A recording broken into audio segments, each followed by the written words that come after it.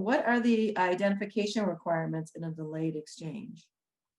When you identify, there are a few things. There are what we call 3 different identification rules. So the first and probably the most common is what's known as the 3 property rule.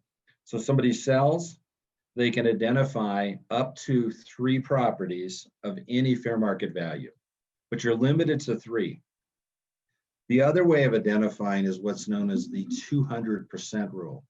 Under the 200% rule, you can identify as many properties as you want, but your value cannot be more than 200% of what you sell.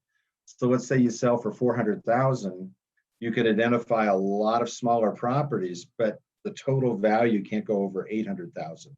So when you look at those rules, the first one is kind of unlimited value, but you're limited to 3 properties. The second rule is an unlimited number of properties, but then your value is capped at twice of what you sell. Now, there's one last rule that's rarely used, which is known as the 95% rule.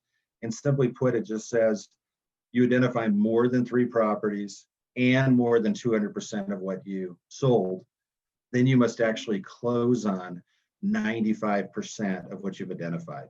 So if you think about it, let me put it in simple terms. I identify 10 properties, each at 200,000, but I only buy 9 of them. Well, that was just 90%. I then would have to pay my capital gain taxes. So very rarely is that used. And a couple little caveats, Lynn, to toss in here. If you close on a property within 45 days, that's considered identified. So if I actually buy it and close on it, that's an identified property. And then the last thing to keep in mind is you've got flexibility in that 45-day period. If I identify A, B, and C on day 5, but then I'm working with my real estate professional, I find much better property on day 42, I can unidentify A, B, and C, and I can substitute D, E, and F under the 3 property rule. So anywhere within 45 days, I can do that. The trick with the 1031 exchange, though, is you can't do anything after midnight of that 45th day. So if I was going to ask that, yeah. Yeah, that's the one where people get frustrated. They go, well, what if I'm doing due diligence and I do a home inspection and I find problems?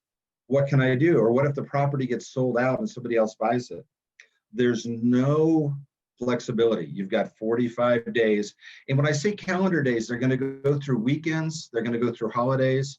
So they're just sequential days. They're not just weekdays, but they're just days on a calendar.